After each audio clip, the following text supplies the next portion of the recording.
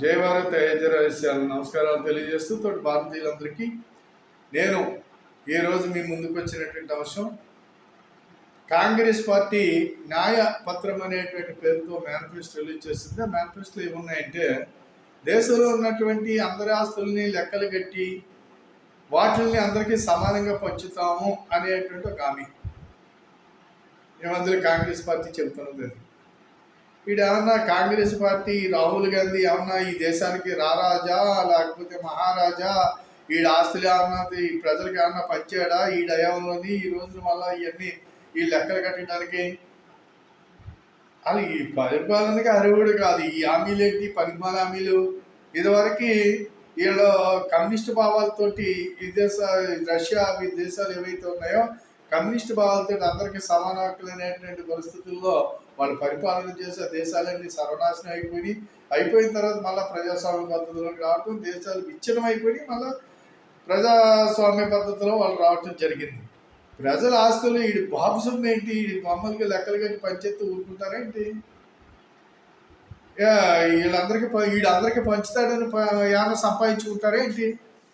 కష్టపడి నానా బాధలు పడి మామూలుగా రూపాయలు చేసుకుని సంపాదించుకున్నటువంటి ఆస్తులు వీటి లెక్కలు కట్టేస్తారంటే అందరికీ పంచేస్తారు. ఇదొకటి. ఇకపోతే రెండో ఆమె ఈ దేశంలో ఉన్నటువంటి పేద మహిళలందరికీ కూడా సంవత్సరానికి ₹1,00,000 ఇస్తాను అని చెప్పేసి ఒకటి చెప్పుకొచ్చాడు. సంవత్సరానికి ₹1,00,000 ఏ రకంగా ఇస్తాడు? ఈ దేశంలో ఈ రోజుకి 80 కోట్ల మంది ఉచిత బియ్యం తీసుకుంటున్నారు. అంటే 80 కోట్ల మందికి రేషన్ కార్డులు ఉన్నాయి కదండి, తెల్ల రేషన్ కార్డులు. వీళ్ళందరికీ కూడా ఈ ₹1,00,000 కాడికి ఇవ్వాలి కదా. 80 కోట్ల మందికి ఈ ₹1,00,000 కాడికి ఒకసారి లెక్కలు కడితే తెలుసున్నటువంటి వాళ్ళు చదువుకున్న పిల్లలు కూడా లెక్కలు కడతారు. లెక్కలు కడితే తెలుస్తుంది ఇది సాధ్యమా సాధ్యం కాదా అనేది. ఆ దేశ బడ్జెట్ ఎంత, మరి దేశంలో ఉన్నటువంటి బడ్జెట్ ఎంత, ఆ బడ్జెట్కి సంబంధించిన ఖర్చు ఎంత, దానికి సంబంధించి ఈ 80 కోట్ల మందికి ఏ రకంగా పంచుతాడు? ఇదొకటి. ఇక మూడోది, దేశంలో ప్రతి సంవత్సరం 30 లక్షల ప్రభుత్వ ఉద్యోగాలు తీస్తాను అని ఇస్తానని చెప్పేసి హామీ ఇస్తున్నాడు. ఏ రకంగా ఇస్తాడు? 30 లక్షల ఉద్యోగాలు ఇవ్వటానికి మన భారతదేశంలో మనకు ఉన్నటువంటి ప్రభుత్వ యొక్క అనుబంధ సంస్థలు, రైల్వే కానివ్వండి, మిలిటరీ కానివ్వండి, ఇవన్నీ లెక్క కడితే వచ్చేది ఒక 50 కోట్ల మంది 50 లక్షల మంది ఎంప్లాయీస్ మాత్రమే ఉన్నారు. ఈ 50 లక్షల మంది ప్రభుత్వ ఉద్యోగులు ఉంటే సంవత్సరానికి 30 లక్షల ఉద్యోగాలు ఏ రకంగా తీస్తాడు ఈయన గారు? అది కూడా మనం ఒకసారి ఇది సాధ్యమయ్యేదేనా అవునా కాదా అనేది ఒకసారి పరిశీలించుకోవాల్సినటువంటి అవసరం ఉంది. మరి ఇలాంటి హామీలు ఇచ్చి నువ్వు ఎవరి కొంపలు ఉంచుతావు, ఏ దేశాన్ని నాశనం చేస్తావు, ఈ దేశాన్ని ఏం చేద్దామని నువ్వు హామీలు ఇస్తున్నావు అనేది మనం అడగవలసిన అవసరం రాహుల్ గాంధీని ఉంది, కాంగ్రెస్ యొక్క పార్టీని. మొత్తం ఈ రకంగా వాళ్ళు చేసేటువంటి ఏదైతే ఉన్నదో సాధ్యంగానటువంటి ఉచితాలన్నీ ప్రకటించి రాహుల్ గాంధీ కన్నా పొడుగ్గా ఉండేటువంటి ఒక మేనిఫెస్టో తయారు చేశాడు. అందులో చాలా ఉన్నాయి, ఇవన్నీ ఒక్కొక్కటి నేను తర్వాత వీడియోలో తెలియజేస్తాను. ఇందులో ఏ ఒక్కటి తను చేయలేడు. ఆ పరిపాలనకే పనిచేయడు ఈ దేశంలో. అంతే కాబట్టి ఈ రకంగా పోటీ కులానికి ఒక చట్టం, మతానికి ఒక చట్టం తీసుకొస్తాను, విదేశాల నుంచి అందరినీ ఇక్కడ దిగుమతి చేస్తాను, వాళ్ళందరికీ ఆ రోహింగ్యల్ని వీళ్ళందరినీ దిగుమతి చేస్తాను, వాళ్ళందరికీ మీ ఆస్తులు పంచుతాను. అదే కదా వీళ్ళు చెప్పేది.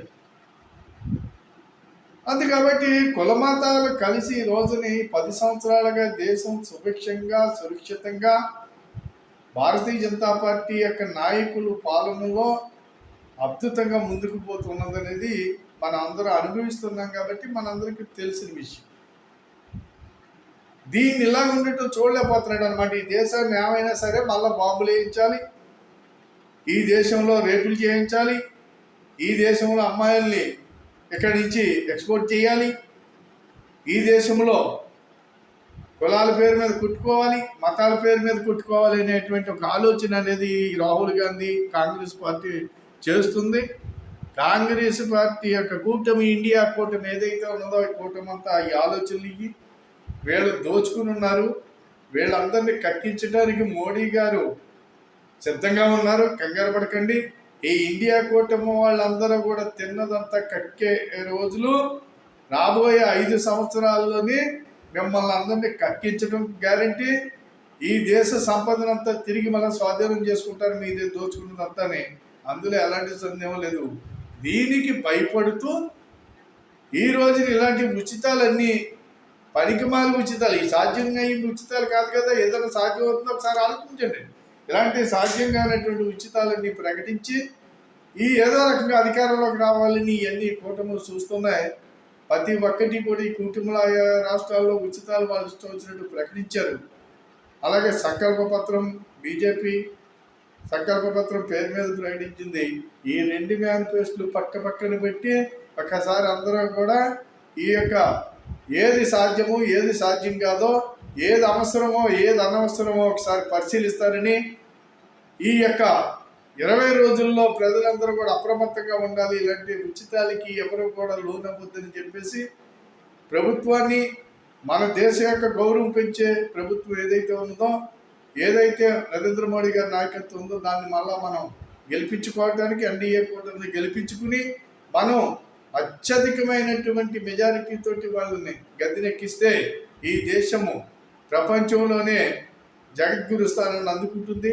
అందుకు కాబట్టి అందరూ కూడా ఆ రకంగా ఆలోచిస్తారని, ఆ రకంగా ఆలోచించాలని, మీ అందరూ కూడా నా వీడియోని 10 మందికి షేర్ చేసి, నా సబ్స్క్రైబ్ చేసి 10 మందికి షేర్ చేయమని కోరుతూ, మరి అందరూ కూడా ఆలోచించి రాబోయే 13వ తారీఖు, మే నెల 13వ తారీఖుని ఓటు వేయటానికి సరైన నిర్ణయం తీసుకుంటారని కోరుతూ సెలవు తీసుకుంటాను. జై భారత్, జై హింద్.